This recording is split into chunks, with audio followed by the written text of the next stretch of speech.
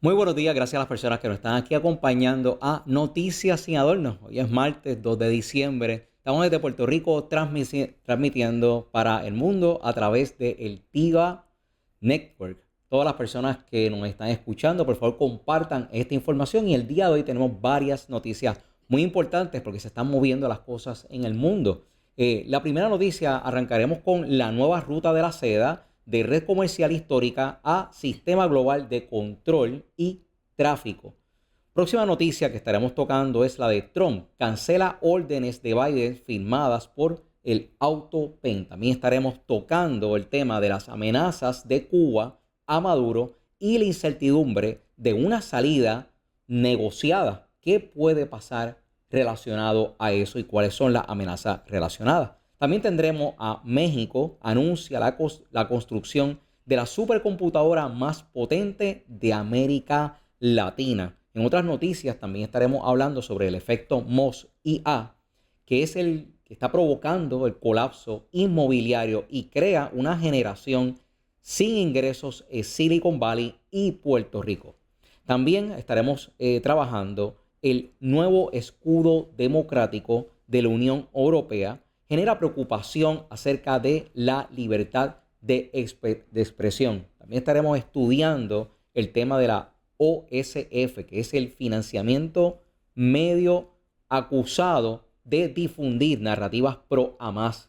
Esto es un medio que fue financiado nada más ni nada menos que por George Soros. Y también, por último, estaremos también tocando que Reba McEntire cancela todos sus conciertos en Nueva York para el 2016. ¿Y por qué? Vamos a estar hablando sobre eso y más, pero antes, vamos con la doctora Angie González, quien nos trae la reflexión el día de hoy. Angie, buenos días. Buenos días, Joe. Todo bien, todo bien, todo bien. Perfecto. Qué bueno, un saludo a todas las personas que ya nos están sintonizando, que nos están viendo por televisión o por las redes o no nos están viendo por la radio, pero nos están escuchando por la radio. Reciban todos un saludo. Y queremos empezar con la palabra de Dios, recordándoles que la palabra de Dios es un contenido relevante, un contenido necesario, un contenido pertinente para la discusión pública. Así que no permita que en ningún lugar alguien le diga que no puedes hablar de la Biblia, ¿ok? Y cuando usted mira en el Evangelio de Lucas, en el capítulo 12, los versos del 1 al 4, mire cómo dice: en esto, juntándose por millares la multitud, tanto que unos a otros se atropellaban, comenzó a decir a sus discípulos primeramente: guardaos de la levadura de los fariseos, que es la hipocresía. Porque nada hay encubierto que no haya de descubrirse, ni oculto que no haya de saberse. Por tanto, todo lo que habéis dicho en tinieblas, a la luz se oirá, y lo que habéis hablado al oído en los aposentos se proclamará en las azoteas. Y la falsedad y la hipocresía no es algo nuevo, no es un mal de nuestros tiempos. Esta hipocresía que nosotros vemos en las personas que son los que ostentan las posiciones del poder. Y en el tiempo de Jesús, que ya existía la hipocresía igual que aquí, Jesús les aseguró que las mentiras tarde o temprano se descubren. La falsedad es de corta duración y eventualmente la verdad sale a la luz. Por los pasados años nosotros hemos visto cuántas verdades han ido saliendo a la luz, desde lo que fue la falsa pandemia hasta la farsa de la crisis climática, desde la falsa colusión rusa hasta la falsa seguridad y efectividad de algunas vacunas. Por lo tanto, mire, tenga calma. La información tarde o temprano sale, la verdad tarde o temprano aparece. Y por eso es que nosotros aquí en TIVA queremos insistir en traerles a ustedes una información que no necesariamente van a escuchar en otros medios, porque hay mucha mentira, hay mucha falsedad, pero ¿sabe qué? Tarde o temprano la verdad sale a la luz. Así que recuerde las palabras de Jesús: no hay nada encubierto que no haya de ser descubierto, y no hay nada oculto que no haya de saberse. Yo. Bueno, en eso meditamos y sobre eso vamos a abordar un poco, vamos a entrar en temas que no se discuten a nivel popular y vamos a empezar estudiando y vamos a dar una información de algo que está pasando, no se está hablando, es sobre la nueva ruta de la seda en 2025, que es de red comercial histórica a sistema global de control y tráfico por parte de China. Y se ha creado un proyecto llamado la nueva ruta de la seda, la cual está redefiniendo el orden económico mundial, lo que comenzó como una red milenaria de caminos comerciales entre China, Asia Central, Persia, el Mediterráneo y África. Hoy renace como un sistema global de influencia y control comercial impulsado y dirigido por China bajo la iniciativa de la Franja y la Ruta BRI. Estas son las siglas del Belt and Road Initiative. Esta expansión combina infraestructura comercial, tecnológica y enérgica, donde en ciertos puntos se ha acusado de entremezclarse con rutas clandestinas utilizadas para el tráfico ilegal en el Caribe, creando un modelo híbrido donde interactúa con el contrabando liderado hoy por carteles de Venezuela, Colombia, Cuba y México, amenazando la seguridad internacional. Durante más de 2000 años, la ruta de la seda original conectó caravanas, puertos y mercados donde circulaba seda especialmente a precios accesibles, porque no tenía que pasar por otro tipo de ruta y tenía la seguridad de que no iba a ser entonces interceptada también por contrabando. También estas rutas comerciaron y de alguna manera permitieron la viabilidad de contactar algunas religiones con otras y también se logró la innovación a través de beneficios que traía la conexión entre diferentes naciones a través de esas rutas. Esa red ayudó a moldear las civilizaciones, transportar ideas y unir imperios. Ahora, vamos a hablar de la versión moderna. Y esta es lanzada por Xi Jinping en el 2013 y va mucho más allá de estructura en 5 grandes rutas estratégicas. La primera, que es una de estas 5 rutas estratégicas, es el Cinturón Económico Terrestre, que es una red de ferrocarriles, carreteras y corredores energéticos que enlaza a China con Asia Central y Europa. La segunda, la ruta marítima, incorpora puertos desde el sudoreste asiático hasta África y América Latina, muchos controlados por empresas chinas. Y tal vez algo que me parece curioso es que nadie sabe o acá no se habla de este tipo de construcciones. Ahora, la tercera es la ruta digital, que despliega desde 5G, cables submarinos y sistemas de vigilancia. La cuarta, la ruta de energía, está colocando a China como el operador clave de infraestructura eléctrica y petrolera en países endeudados. Los países pobres son a los que más China le presta y de alguna manera ellos crean conexiones con ellos, porque cuando no pueden pagarle, entonces ellos le cobran solicitándole al país que le permita el acceso a ¿qué? A minas, para ellos poder tener entonces acceso a diferentes minerales extraños. La quinta comprende la biotecnología, farmacéuticas, manufactura y tecnología avanzada, integrando industrias completas bajo la cadena de suministro chino. En el 2024 al 2025, esta alianza alcanzó inversiones récord, superando los 120 mil millones al año, justo cuando guerras, sanciones y crisis marítima empujan el comercio hacia regiones donde China controla la infraestructura. El 7G ha intentado crear rutas alternativas, pero ninguna se acerca al alcance de China, que se caracteriza o se llama como el BRI, Este crecimiento tiene consecuencias directas. El 80% de los préstamos chinos van a países en crisis fiscal generando dependencia. SRI Lanka perdió el puerto de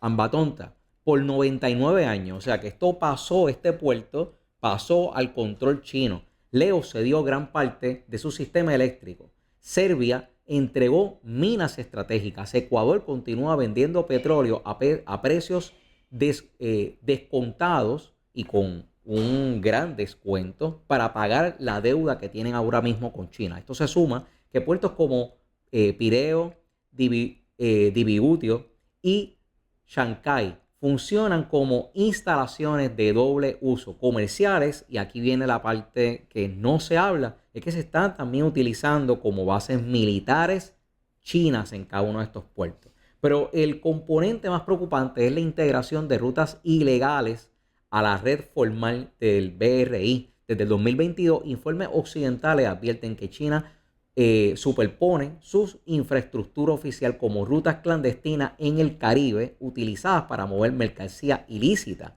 químicos, uranio, metales extraídos ilegalmente, contrabando tecnológico, fauna silvestre y productos falsificados. Este flujo incluye también el tráfico humano y tráfico de órganos, área donde China ha sido señalada repetidamente por organismos internacionales. Las redes criminales latinoamericanas como el Tren de Aragua y el Cartel de los Soles, que van a ver que en diferentes noticias estos grupos se van a entremezclar, actúan como operadores regionales moviendo cargamento hacia Venezuela para su salida marítima y el área aérea. Una vez fuera del continente, estos productos se mezclan con los corredores comerciales de la ruta de la seda, la nueva ruta de la seda, volviendo al tráfico prácticamente indetectable.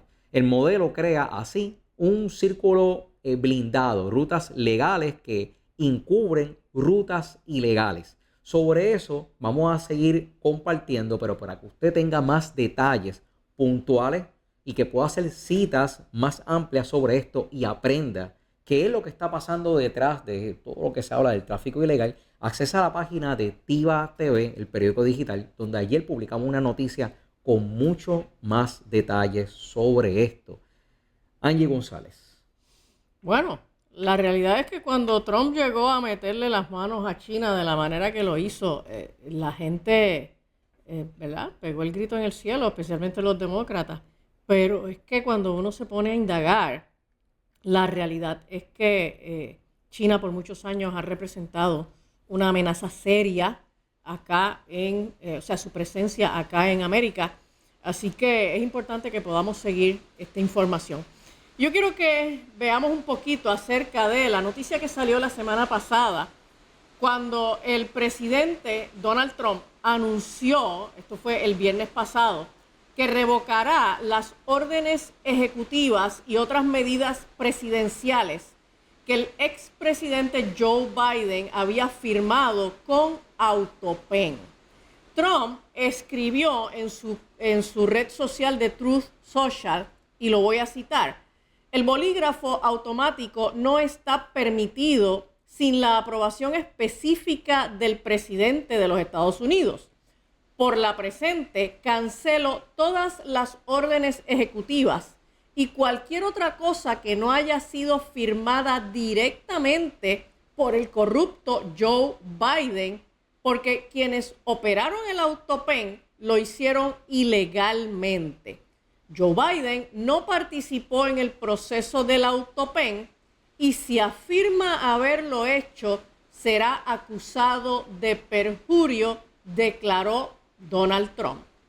En junio pasado, la Cámara de Representantes de los Estados Unidos anunció que habían identificado a 4 personas que utilizaron un Autopen para firmar documentos a nombre de Joe Biden durante la presidencia de Joe Biden.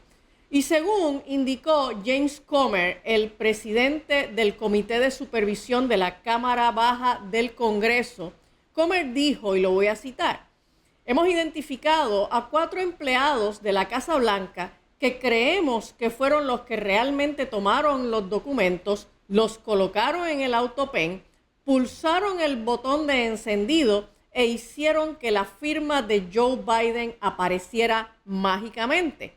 En este momento, Comer dijo que estarían investigando quién les dio la autoridad para hacerlo. Comer dijo: queremos que nos expliquen el proceso exacto por el que documentos de gran trascendencia jurídica, como indultos y órdenes ejecutivas, acabaron en el autopen y con la firma de Joe Biden falsificada en ellos, subrayó el congresista republicano. Asimismo, Comer apuntó que muchas de las órdenes ejecutivas tenían como objetivo, y esta fue la expresión que él usó, blindar la Casa Blanca contra Donald Trump. Comer dijo: si podemos encontrar información que nos lleve a creer que Joe Biden no tenía conocimiento de que estas órdenes ejecutivas se firmaron en su nombre, entonces creo que la administración Trump podría conseguir que se anularan en los tribunales, enfatizó él, concluyendo que en tal caso el actual mandatario podría ejecutar su agenda mucho más fácilmente. Trump no puede anular las órdenes de Biden solo porque hayan sido firmadas por un autopen, eso está claro. Y otros presidentes han utilizado el autopen en ciertas circunstancias, pero luce que esta no es la decisión que el presidente está tomando. Esto no es una decisión que el presidente está tomando a la ligera. Cuando usted mira lo que ya ha sido publicado en los medios y lo que están diciendo algunos analistas, es que Trump no puede, así como que de la noche a la mañana, decir: yo voy a anular todas las firmas de autopen de Joe Biden. Lo que pasa es que esto no es un proceso a la ligera. Esto es una investigación que empezó en este verano pasado y aparentemente las 4 personas que fueron identificadas como que estaban haciendo firmas con autopen, pues han estado dando información, han estado colaborando con esta investigación. Así que luce que en efecto hubo muchas órdenes del presidente, el expresidente Biden, que realmente Joe Biden no sabía que se estaban ordenando y que se estaban firmando. Y entonces, una vez que eso se pruebe, pues entonces muchas de estas órdenes ejecutivas y medidas legislativas o leyes que Joe Biden haya firmado, pues probablemente van a ser nulas y va a ser muy fácil de defender en los tribunales la nulidad de esas medidas. Ahora, el Congreso ha estado investigando este asunto por varios meses previo a la determinación del presidente, y entre las acciones que el expresidente Biden pudiera verse que, ¿verdad?, que no la firmó él y pudieran verse anuladas, se encuentra la confirmación de la jueza del Tribunal Supremo, Ketanji Brown Jackson. Así que esto es un punto bien importante, porque no es lo mismo que Joe Biden haya firmado una orden ejecutiva diciendo que no se pueden cortar los árboles que están en el bosque no sé cuál, y otra cosa es decir que en efecto no fue Joe Biden quien firmó el nombramiento de un juez del Supremo. De hecho, todo el mundo sabe que Ketanji Brown Jackson fue una persona que fue nominada y posteriormente confirmada solo por un asunto ideológico, por esta visión de que uno tiene que tener este balance de diversidad en las diferentes agencias o foros. Entonces había que poner una persona negra, había que poner una mujer para poder hacer un balance en el Tribunal Supremo, lo que, ¿verdad?, no debería ser un criterio para seleccionar una persona para ese alto foro judicial. Las personas que están como jueces del Tribunal Supremo deberían ser los más elevados eruditos del derecho constitucional de los Estados Unidos, y si son hombres o mujeres, o son blancos o son negros, eso debería ser inmaterial. Pero jamás me olvido las vistas de confirmación cuando a la, en ese momento, candidata nominada, Ketanji Brown Jackson, se le preguntó qué cosa era una mujer. Y ella no pudo definir qué era una mujer. Así que una de las personas que está tomando decisiones en el Tribunal Supremo no sabe qué cosa es una mujer, a pesar de que ella misma lo es. Y entonces es importante que se pueda definir si en efecto este fue una de las órdenes o de las medidas firmadas por un autopen sin que el expresidente Joe Biden tuviera conocimiento de ello. Ignorando la situación de salud mental de Biden, porque no podemos ignorar el hecho de que sabemos que Joe Biden no estuvo en sus 5 sentidos por problemas de salud mental que no han sido esclarecidos. Pero esto es una cosa histórica, porque es la primera vez que se va a quitar todo lo que ha firmado un presidente. Me parece muy correcto, pero un precedente que se debe de marcar urgentemente. Joe Biden estuvo más de 400 días de vacaciones durante su término de presidencia. Eso es enfermo, en realidad enfermo, pero más de 100 días por año, lo que representa poco más de 3 meses de cada año. Joe Biden no estuvo ejerciendo sus funciones. Ya sabemos quiénes estuvieron ejerciendo sus funciones. Exacto, por ello. El autopen. Bueno, ahora vamos con unas posibles amenazas de muerte hechas por Cuba contra Nicolás Maduro, las cuales complican los esfuerzos diplomáticos que está tratando de hacer Estados Unidos para evitar una intervención terrestre y apresar a Maduro. Y es que mientras esta mañana aumentó una movilización de efectivos militares y se transportó hoy en la madrugada más misiles que, según fuentes, supera la cantidad de equipo balístico que se empleó en Libia para cuando Estados Unidos derrumbó el estado de Gaddafi. Informes recientes de inteligencia de los Estados Unidos revelan que altos funcionarios temen que agentes vinculados al gobierno de Cuba podrían asesinar a Maduro si él accede a una salida negociada del poder, aunque Maduro ha negado que planee abandonar el poder. Según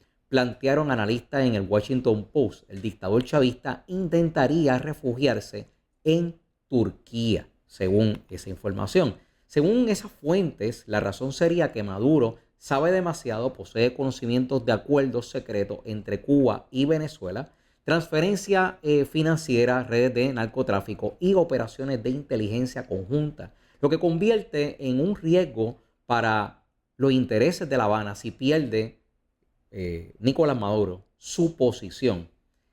El temor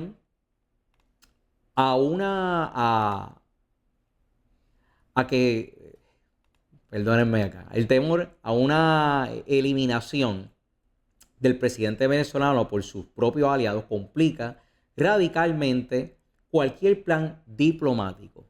El citado informe advierte que incluso si Washington ofreciera una amnistía, una recompensa por captura o vías de exilio seguro, la amenaza de represalia interna convierte la posibilidad de una transición pacífica en una apuesta muy, pero muy complicada, extremadamente peligrosa. Este contexto pone en evidencia la profundidad de la influencia cubana en el aparato de seguridad de inteligencia y contrainteligencia del régimen venezolano. Desde el 2013, Cuba ha mantenido y reforzado su control sobre esos aparatos, garantizando su lealtad y asegurando su propia proyección regional. Aunque el informe señala que actualmente no hay un plan oficial para ejecutar a Maduro, no hay órdenes explícitas de asesinato o secuestro en curso, la posibilidad latente de una represalia por parte de sus manejadores cubanos representa una barrera psicológica y estratégica de primer orden para evitar una salida pacífica de Nicolás Maduro.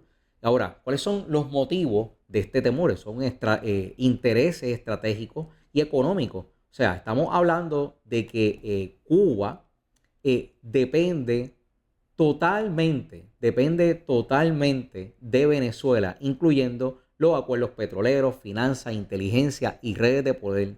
Una salida de Maduro sin control por parte de Cuba aumentaría el riesgo para esos intereses. Control sobre la estructura de poder venezolana. Los agentes cubanos controlarían la seguridad presidencial, inteligencia y la Fuerza Armada, permitiendo a La Habana garantizar su influencia directa sobre Venezuela, que es lo que está pasando al día de hoy. Uso del miedo como elemento disuasorio. Aquí nosotros lo que estamos viendo es la amenaza implícita de traición de un aliado. Si intenta negociar con Estados Unidos y busca disuadir cualquier intento de rendición o transición negociada, estaría poniendo entonces en peligro todo lo anterior hablado que tiene hoy día Cuba con Venezuela. Una posible intervención terrestre de Estados Unidos en suelo venezolano podría adoptar un carácter similar al de Vietnam, a un Vietnam moderno, un conflicto prolongado con guerra irregular y múltiples actores armados, redes criminales y milicias, y con entorno hostil que neutraliza la superioridad convencional que regularmente tiene Estados Unidos por su equipo. Un escenario donde ya se está sumando no solo las fuerzas leales a Nicolás Maduro, sino también guerrillas colombianas históricas como el Ejército de Liberación Nacional, que es el ELN, grupos criminales como el Tren de Aragua, redes de narcotráfico vinculadas a carteles transaccionales e incluso la influencia de estados aliados formalmente como sería Colombia, Cuba, Nicaragua y posiblemente México bajo su actual presidenta. Tal advertencia está ganando peso ante informes recientes que señalan que Venezuela ya planifica una estrategia de respuesta simétrica según el seguimiento internacional Maduro y su régimen. Preparan una defensa distribuida en más de 280 puntos que, aunque no cuenta con soldados que alega tener Nicolás Maduro, nosotros podemos inferir que los fieles al régimen pueden sostener presión en puntos neurales que hagan imposible tomar el control de una manera fácil. O sea que esto sería un conflicto prolongado. El resultado, esto sería un conflicto, lo que se llama multifacético, donde no bastaría tanques ni bombarderos, sino que habría que lidiar con milicias civiles, guerrillas, carteles, tráfico transaccional y posible interferencia de gobiernos aliados a Maduro. Una guerra así podría transformarse en un desgaste prolongado, costoso, imprevisible, porque no sabíamos cuánto estuviera durando. Estamos hablando de intervenciones que podrían durar más de un año y con consecuencias devastadoras para la región.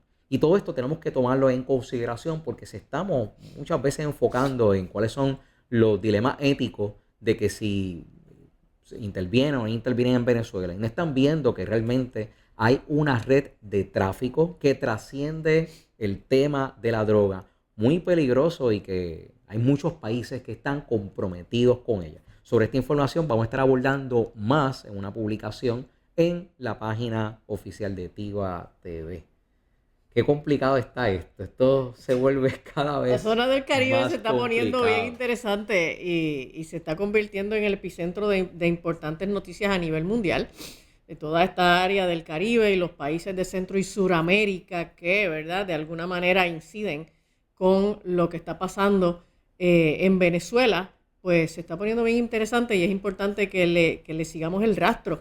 Y tenga cuidado con estas apreciaciones de que el presidente Trump está actuando de una manera ilegal. La realidad es que hasta este momento todas las acciones de Donald Trump en el Caribe y con Venezuela se han mantenido dentro de lo que la ley establece. Y Trump solamente es la cara visible y el líder de un equipo inmenso de trabajo.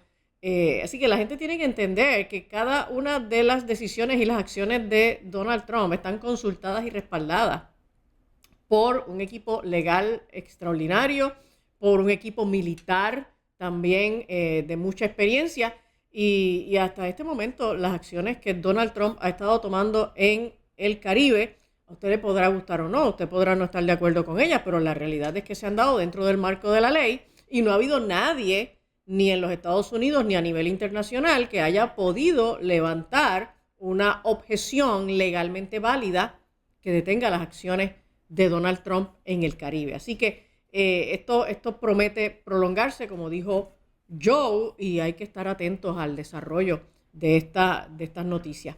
Y yo quiero pasar a México. La presidenta de México, Claudia Sheinbaum, presentó el miércoles pasado el proyecto de una supercomputadora bautizada como Coatlicue.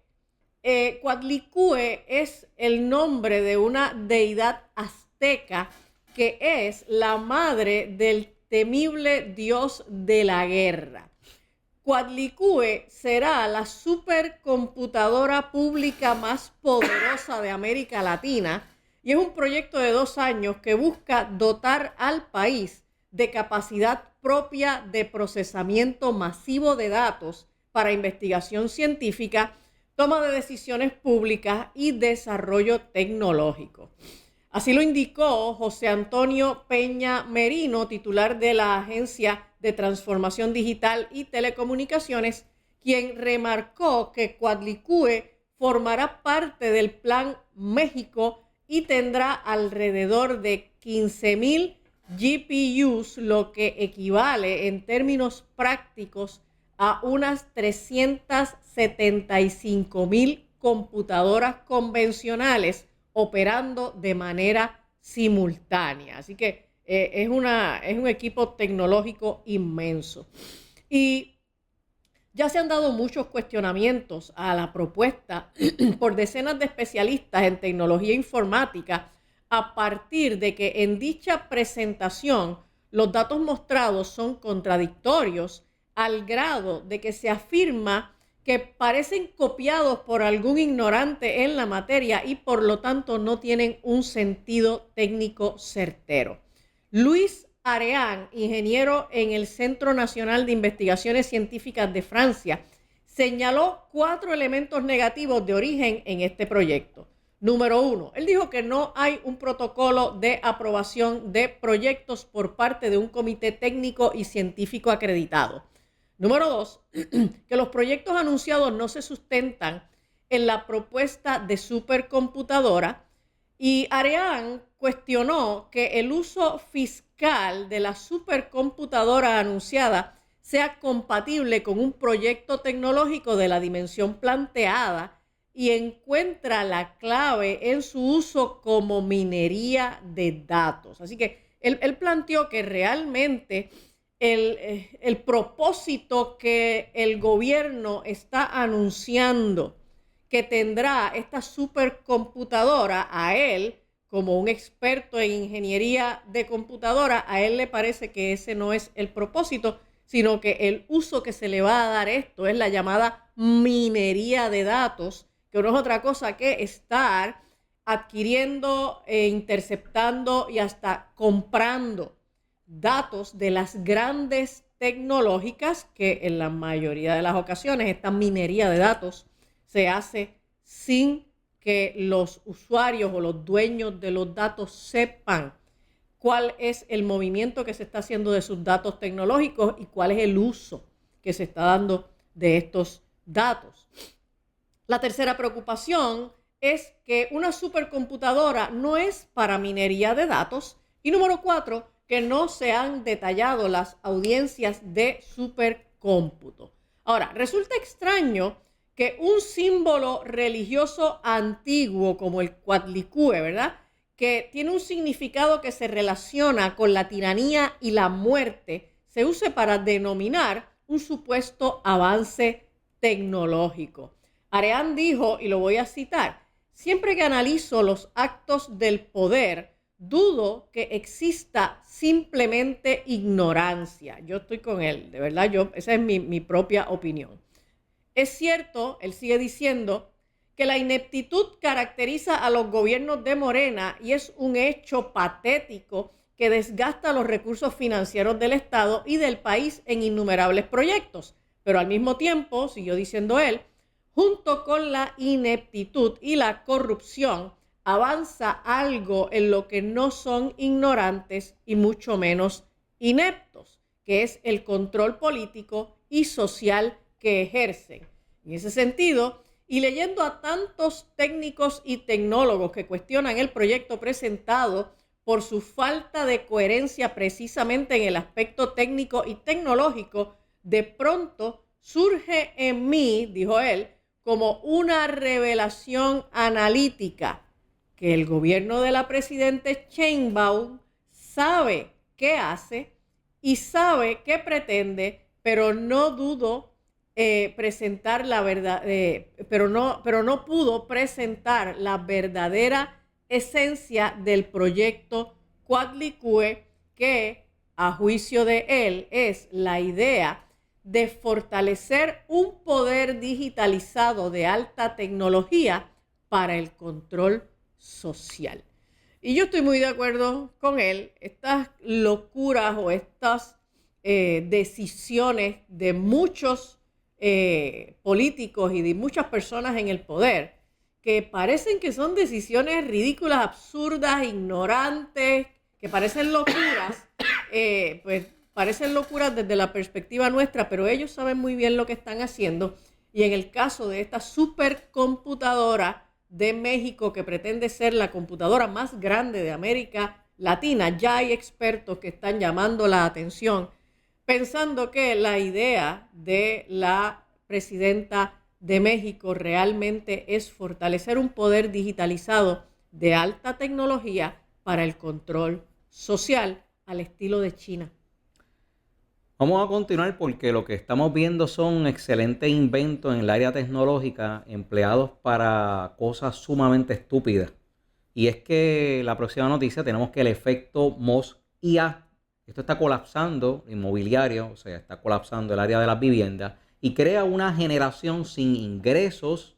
Eso está pasando tanto en Silicon Valley como en Puerto Rico. El ascenso de la inteligencia artificial proyectaba una era de libertad y abundancia. Sin embargo, surge una paradoja central en este tema, y es que si la IA reemplaza la necesidad de contratar humanos, también reemplaza la capacidad humana para generar ingresos. Y sin ingresos no hay manera de pagar alquileres ni hipoteca, algo que parece que estos genios no habían cuantificado al empezar a hacer lo que están haciendo. Elon Musk afirma que en menos de 20 años trabajar, escuchen bien, trabajar será una opción y casi un hobby. Y estoy citando lo que él dijo, pero el mercado inmobiliario muestra una realidad mucho más dura en el presente, es que si una IA hace tu trabajo antes que exista un sistema alterno de ingresos, pierde la capacidad económica inmediata para vivir. No sé cuál es el sistema paralelo que ellos están imaginando, porque si tú no trabajas, pues simplemente no puedes cobrar. Hoy Silicon Valley y Puerto Rico encarnan los extremos de esta contradicción. En Silicon Valley está la productividad en alza de estas tecnologías emergentes, pero los empleos, ¿verdad? Y los sueldos de las viviendas se están vaciando, se están pagando menos por los empleos y por lo tanto las viviendas se están vaciando. La automatización ha golpeado incluso a los trabajadores jóvenes. Las herramientas de IA han elevado la productividad del empleado senior y vuelto prescindible analistas, programadores junior, redactores y testers. Como resultado, la Big Tech recortó, escuchen bien, más de 40,000 plazas de empleo entre el 2024 y el 2025, acelerando un éxodo masivo. Esto sin contar ninguna persona que ha sido desplazada de forma indirecta o que ha sido desplazada porque el mercado ha cambiado, solamente por motivo de la IA. Y el impacto en el mercado inmobiliario está siendo bien drástico. Alquileres caen un 35% en San Francisco. Los precios de venta se están desplomando en Santa Clara. Aún así, la gente no está pudiendo ir a adquirir ninguna casa. Esto estamos hablando en California, Silicon Valley. El inventario está aumentando. ¿A cuánto? Estamos hablando de que ha aumentado un 180% con casas sin oferta y oficinas que ya no necesitan humanos. Lo lograron los que estaban desarrollando la inteligencia artificial para esto. El fenómeno es bien simple. Si el software opera solo, las empresas no requieren oficinas y las oficinas no requieren trabajadores. La gente despedida no puede pagar su vivienda. Ahora, ¿qué está pasando en Puerto Rico? Porque Puerto Rico es un nuevo paraíso tech y inaccesible para nosotros, para o sea, la propia población puertorriqueña. Mientras California se vacía, Puerto Rico atrae a estos nómadas digitales, inversionistas de la ley 60 y trabajadores remotos con ingresos muy superiores a los locales. Muchos compran en efectivo, convierten vivienda en Airbnb. El resultado es devastador para los puertorriqueños. Esto es algo que está pasando. Índices de vivienda es que estamos por encima del 27.1% en el 2024. Los precios medios, el precio medio para poder adquirir una casa, quiero que sepan que está entre $221,000. Hay una nueva unidad está sobrepasando los $350,000 aquí en Puerto Rico. En zona tech como condado, el metro cuadrado se está duplicando. Ahora tenemos otro fenómeno, que es el fenómeno Airbnb. Esto es otro multiplicador de 1,000 unidades en el 2014 a 25,000 unidades que hoy día son destinadas hasta ahora en el 2023, del 2023 para acá, solamente para que la vivan personas Airbnb, no para que la vivan personas a largo plazo. Un alza de un 10% en alquiler a corto plazo. ¿Qué es lo que está implicando? Porque este es la creciente que nosotros estamos teniendo año tras año. Es que hay un 7% de aumento en la renta media. O sea, un 7% más que usted va a tener que pagar para conseguir una casa o para continuar renovando el contrato de la casa por alquiler que usted tiene. Adicional, un 23% en precios de compra. O sea, que el año que viene se esperan que lo que hoy estaba en $300,000 suba un 23%. Mientras tanto, el salario promedio local es apenas, escucha bien, $18,000. Totalmente incapaz de competir con un profesional remoto que gana $200,000 anuales. Estos son números anuales desde la Bahía. Y estamos hablando de que esos $18,000 para las personas de Estados Unidos que nos escuchan son $18,000 que muchas casas tienen de ingreso en un año. O sea que cada vez hay más propietarios dejan de alquilar a largo plazo porque lo que están buscando es el dinero. ¿Y el dinero dónde está? Están los Airbnb que pagan lo que antes generaba, que pagan en un día, en 2 días o en 3 días, lo que generaba esa misma residencia, esa misma unidad, muchas veces en un mes. Esto, ¿verdad? Nosotros vemos como Elon Musk argumenta que él imagina una abundancia, el mercado lo que está mostrando es lo contrario, una exclusión.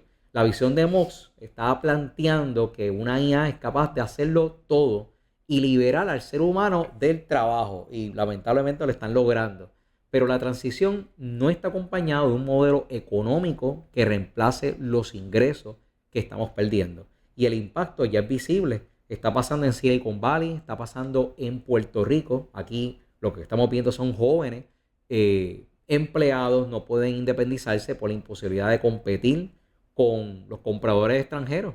El Oxford Economics lo describe como una generación frustrada, atrapada sin acceso a vivienda ni estabilidad, no porque no quieren, es que no hay acceso a trabajos que paguen. Entonces son dos escenarios distintos, pero está generando el mismo problema, que es un problema al acceso a las viviendas.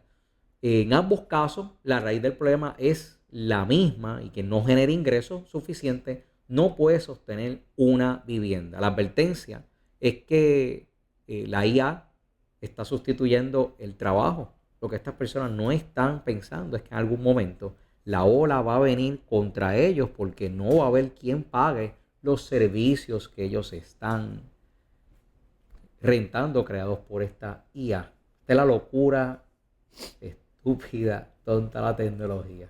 Bueno, muy intencional, muy intencional. Esa es la manera de crear esta base inmensa de personas sin dinero y entonces proponer la renta básica universal, en donde el gobierno te va a pagar una cantidad de dinero y esto es socialismo puro y duro.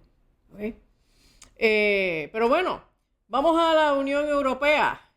El nuevo escudo europeo para la democracia de la Comisión Europea afirma que contrarrestará la manipulación de la información y la desinformación y reforzará la resiliencia democrática mediante un enfoque que abarque a toda la sociedad. Este escudo democrático es una comisión especial aprobada por el Parlamento Europeo en diciembre de 2024 para frenar la interferencia de terceros países en procesos electorales en la Unión Europea. Sin embargo, los críticos advierten que al centralizar el control del discurso en Bruselas, la Unión Europea corre el riesgo de externalizar la libertad de prensa a organismos financiados por el gobierno y transformar el debate democrático en un sistema de información controlado. El pasado 11 de noviembre, la Unión Europea presentó lo que denominó una serie de medidas concretas para empoderar, proteger y promover democracias fuertes y resilientes. A mí cada vez que ellos empiezan con los temas estos de resilientes, inclusivos y sostenibles, a mí se me ponen los pelos de punta, ¿ok? Pues ellos pretenden que los 27 países de la Unión Europea van a fortalecer mediante esta comisión que se va a encargar de luchar contra la desinformación. Ellos van a fortalecer las democracias, ¿ok? Y sus defensores afirman que el escudo europeo para la democracia es un baluarte necesario contra la influencia maligna extranjera. El escudo trabajará para desmonetizar la desinformación, eliminando los ingresos publicitarios que recompensan los contenidos falsos, dijo la vicepresidenta ejecutiva de la Comisión Europea para la Soberanía Tecnológica, la Seguridad y la Democracia. Ella añadió que una red paneuropea e independiente de análisis es crucial para defender la integridad de la información. La desinformación, la manipulación algorítmica, la presión financiera sobre los medios de comunicación y las herramientas de inteligencia artificial amenazan ahora nuestro modo de vida democrático, afirmó ella. El escudo también amplía la capacidad de la Unión Europea para presionar a las plataformas en línea a través de la ya aplicada Ley de Servicios Digitales para que retiren las publicaciones que entren en las definiciones de ellos de lo que es desinformación. Parte del plan también profundiza en el papel de la Unión Europea en la supervisión de las elecciones y los medios de comunicación e introduce un mecanismo coordinado de respuesta a las crisis para salvaguardar la integridad del espacio informativo. A mí me da dolor de pecho cada vez que yo veo a los paladines de la verdad defendiendo la información y haciendo estas luchas contra la información falsa. Bueno, vamos a hablar de quiénes son los que promueven la información falsa y vamos a hablar nada más ni nada menos que del viejo conocido, Open Society. ¿Cómo va a ser? Financió un medio acusado de difundir narrativas pro Hamas y de esto tenemos dos fotos, tal vez importantes para que las vayan compartiendo porque hay unas tablas que especifican qué es lo que ellos financiaron y cuánto. Aquí lo que nosotros estamos viendo, cómo es que ellos crean cierta presión en contra del Estado de Israel. Para los que no sepan, que estamos hablando de que hay un medio que fue financiado por George Soros para poder manipular información y apoyar a Hamas. Una investigación reciente reveló que el Open Society Foundation, la red supuestamente filantrópica fundada por George Soros, otorgaron $250,000 a DropSite News, un medio lanzado en el 2004, bien reciente, que se enfoca en publicar contenido contra Israel y aliados entrevistados a líderes de Hamas. El subsidio fue canalizado a través que aquí es que viene la parte más turbia, es una área de Open Society que se llama Social Security Work Education. Found, una organización dedicada oficialmente a educar sobre beneficios de seguro social en Estados Unidos, lo cual no tiene que ver con esta propaganda específicamente antisemita. El portal benefició y no divulgó la publicación de cuánto fueron las donaciones que recibieron, lo que alimenta cuestionamientos sobre transparencia en proyectos periodísticos que reciben financiamiento indirecto para cubrir conflictos internacionales. Aquí estamos hablando de una ruta de financiamiento inusual. Documentos revisados de Washington Free Bacon confirman que la Open Society entregó el subsidio para crear un escrito, el escrito se llama Medio Oriente y Norte de África, dentro del Drop Site News. El uso de un fondo dedicado a seguridad social como intermediario causa sospecha de las verdaderas intenciones de George Soros y su hijo. Drop Site News, fundada por los periodistas Ryan Grim y Jeremy Scannell, se presentó como un medio independiente financiado por lectores. Sin embargo, su primera gran exclusiva fue una serie de entrevistas a líderes de Hamas pagadas por el mismo George Soros.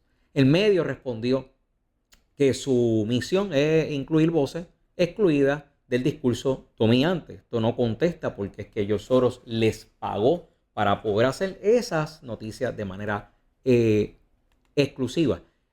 Hay un patrón de financiamiento, más de 15 millones a grupos pro-Palestina por parte de la Open Society.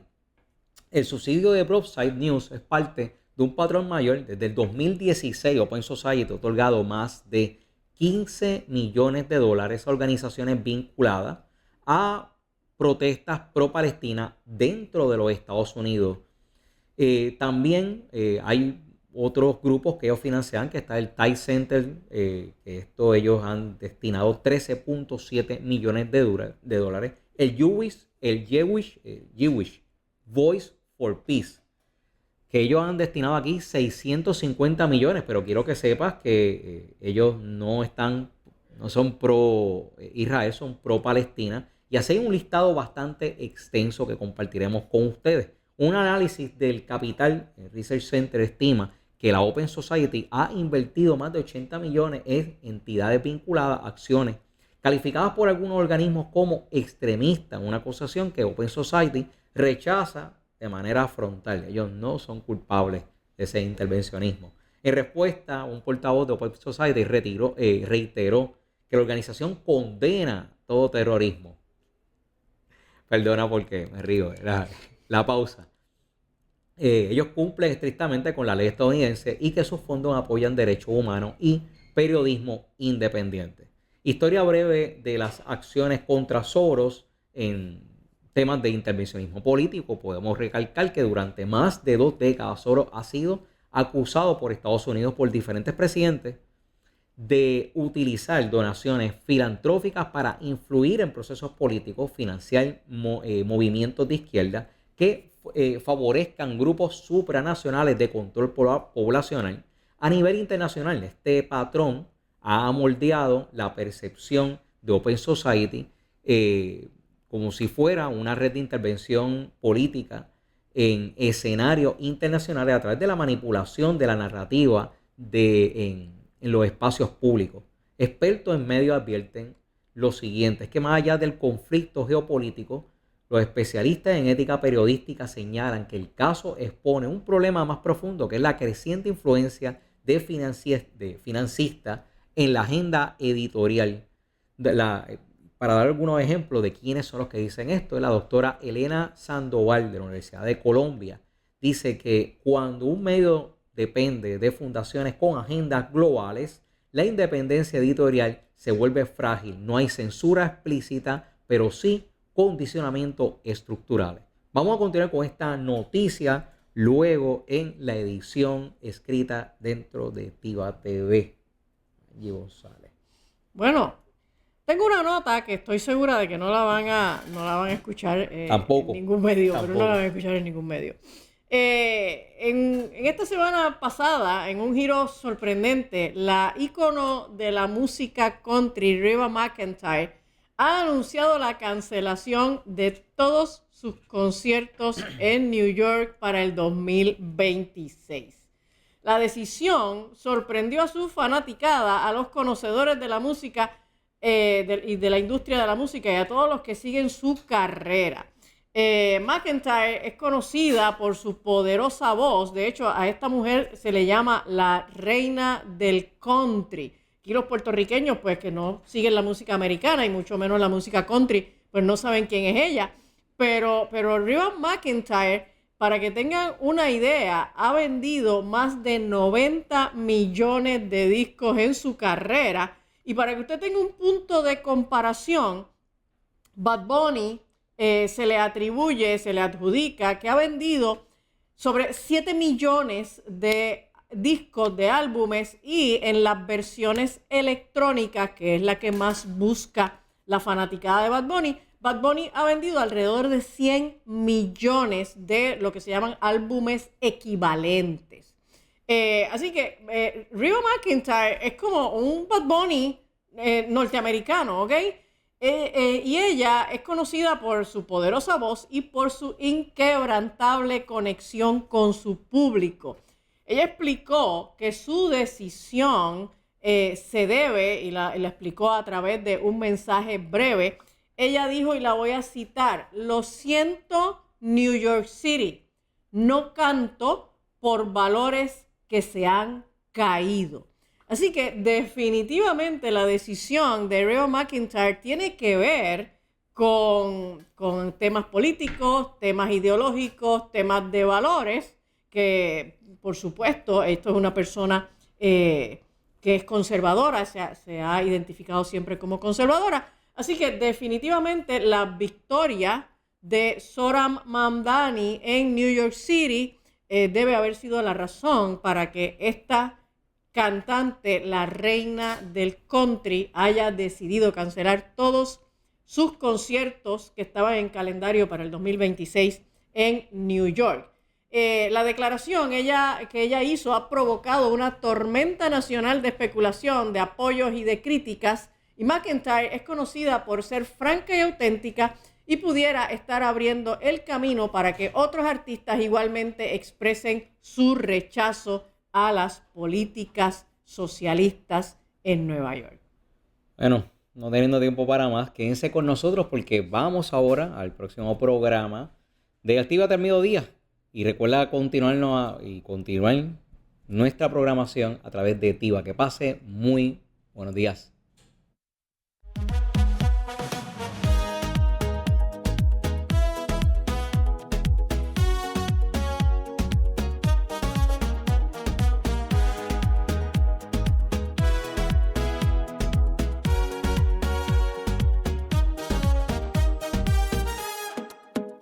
Sin